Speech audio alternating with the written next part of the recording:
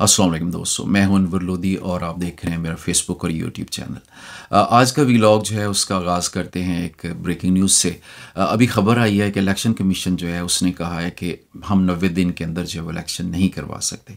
वजह उसकी ये बताई है इलेक्शन कमीशन ने कि 17 अगस्त से लेकर दिसंबर तक जो है वो हल्का बंदियों में मसरूफ़ होंगे, इसलिए जो है वो इलेक्शन होना जो है वो मुमकिन नहीं है। ये बहाने जो है इलेक्शन कमीशन के नए नहीं हैं। आपको याद होगा कि अप्रैल 2022 के अंदर जब इमरान खान साहब ने असम्बलियाँ तहलील की थी, कौमी असम्बली तहलील की थी, तो सुप्रीम कोर्ट ने इनसे पूछा था इलेक्शन कमीशन के नुमाइंदे से कि क्या आप 90 दिन के अंदर इलेक्शन के लिए तैयार हैं। तो उन्होंने कहा जी हम तो तैयार ही नहीं हैं, हमने तो फ़लाँ चीज़ करनी है, हम अभी तैयार नहीं हैं, हम अक्टूबर तक जो है वो तैयार होंगे। अब इस बात को भी 1.5 साल का अरसा हो गया और अभी तक जो है वो इलेक्शन कमीशन जो है वो आप तैयारी नहीं कर पाया कि इलेक्शन जो है वो वक्त पे हो सके, 90 दिन के अंदर हो सके।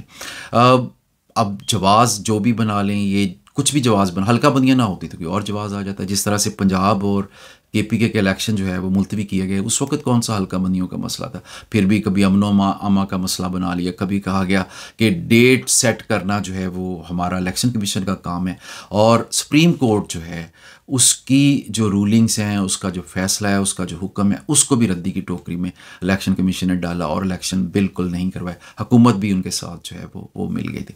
अब ये फ़ैसला क्यों किया इलेक्शन कमीशन ने कि हम एक्सटेंड करेंगे? ये हल्का बंदियाँ बहाना है। बेसिकली फ़ैसला जो है वो उन्हीं ने किया है जिसके बारे में आप सब जानते हैं। खलाई मखलूक ने ये फ़ैसला किया है कि जब तक इमरान खान साहब की पॉपुलैरिटी मौजूद है, जब तक वो लोग जो उनकी भारी अक्सरियत उनके साथ है और इलेक्शन में उनकी कामयाबी के चांसेस हैं, उन किसी सूरत जो है वो इलेक्शन नहीं करवाना।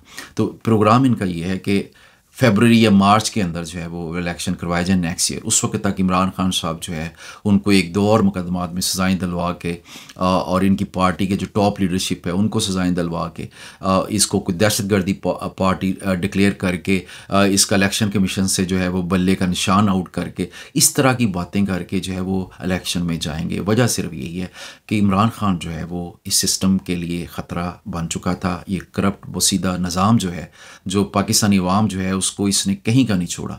70 साल से 75 साल से इस मुल्क पे जो कब्ज़ा जारी है, उन काबजीन जो है उनको ये ख़तरा पैदा हो गया कि अगर इमरान खान वापस आया तो हमारा जो गठजोड़ है अशराफिया के साथ और जो हम रूल कर रहे हैं पाकिस्तान पर कीड़े मकोड़ों की तरह रखा हुआ है, ये कब्ज़ा जो है वो ख़त्म हो जाएगा। ये वो वजह है जिसकी वजह से इलेक्शन डिले किए गए।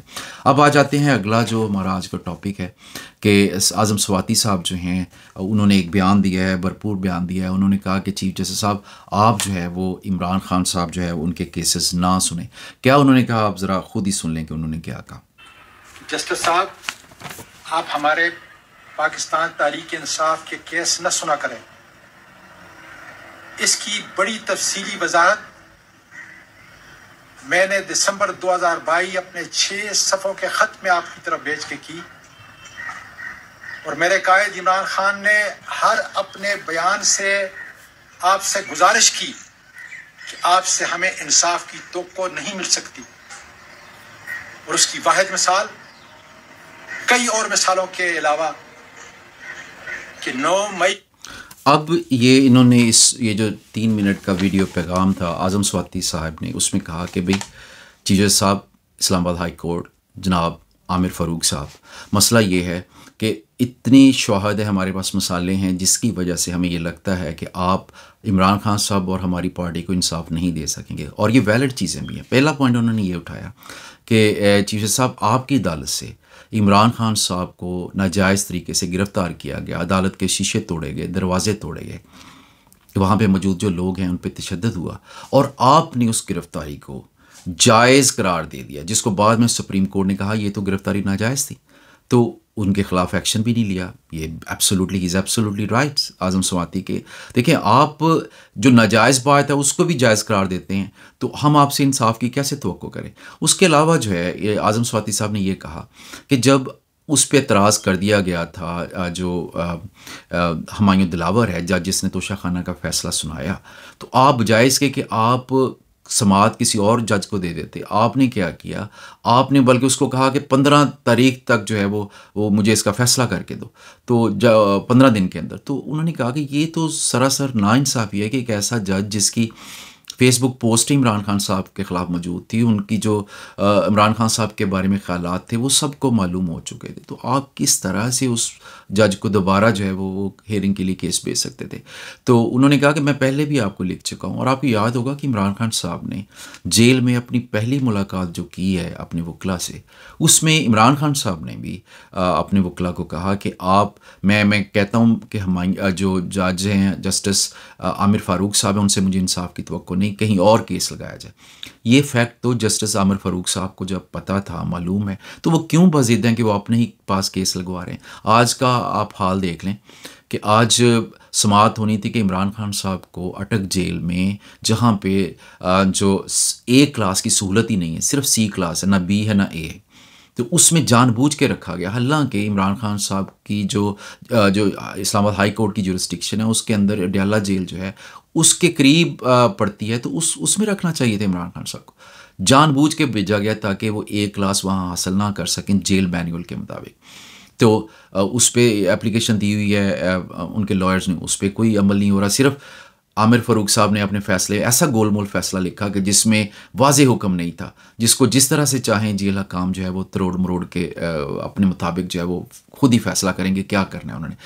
होना तो ये चाहिए था कि आमिर फ़ारूक साहब ये लिखते फ़ैसले में कि इमरान खान साहब साबिक़ वज़ीर आज़म हैं, इनको जो है वो इनका इस्तेहकाक है, ए क्लास मिल रहा है, इनको ए क्लास दी जाए, और अगर ए क्लास जो है वो अटक जेल में नहीं है तो इनको अडयाला जेल मुंतकिल किया जाए। वो नहीं किया गया, और आज उसी हवाले से जो है वो एप्लीकेशन थी, उसकी समाअत होनी थी, और एक और एप्लीकेशन थी कि इमरान खान साहब को घर से खाना प्रोवाइड किया जाए।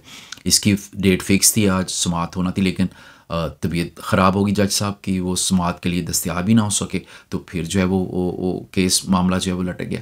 इसी तरह से यही जज आमिर फ़ारूक साहब जो हैं, इन्होंने वकला को पहली हियरिंग पे कहा था, इमरान खान साहब की जो अपील थी तोशाखाना केस के हवाले से, इन्होंने कहा था कि उन वकला को कि मैं 3-4 दिन के अंदर जो है वो केस आपका लगा दूंगा, लेकिन 14वें दिन दोबारा उसको केस को समाअत के लिए लगाया, और वो मंडे को जो है उसकी समाअत अब होगी।